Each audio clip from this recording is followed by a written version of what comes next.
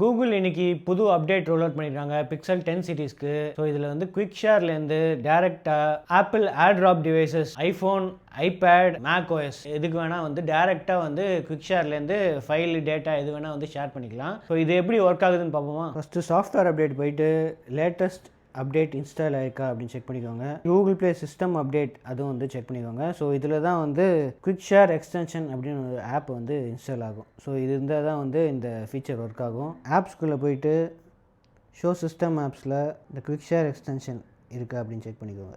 Update பண்ணிவிட்டு கொஞ்சம் நேரம் ஆச்சு, அதுக்கப்புறம் தான் வந்து இந்த ஃபீச்சர் வந்துச்சு. இது எப்படி ஒர்க் ஆகுதுன்னு பார்க்கலாமா?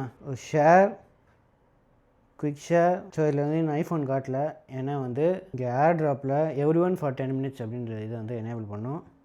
ஸோ இப்போ எனேபிள் பண்ணிங்கன்னா இங்கே வந்து ஐஃபோன் காட்டிடுச்சு. அக்செப்ட் பண்ணிங்கன்னா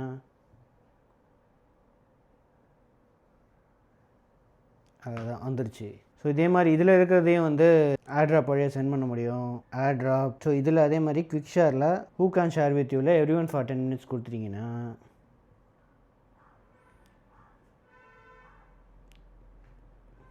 ஸோ அவ்வளோதான் வந்துருச்சு. ஸோ இதே மாதிரி ஐபேடுக்கும் ஷேர் பண்ணிக்கலாம், அதே மாதிரி மேக் ஓஎஸ்க்கும் வந்து ஈஸியாக ஷேர் பண்ணிக்கலாம். ஸோ இது வந்து செக்யூர்டு தான். ஸோ பியர் டு பியர் கம்யூனிகேஷனில் தான் இது ஒர்க் ஆகுது. ஸோ சர்வருக்கு எதுக்கும் டேட்டா போகாது அப்படின்னு வந்து கூகுள் சொல்லியிருக்காங்க. ஸோ அது தவிர ஃபியூச்சரில் நாங்கள் மற்ற ஆண்ட்ராய்டு டிவைசஸ்க்கும் எனேபிள் பண்ணுவோம் அப்படின்னு சொல்லியிருக்காங்க.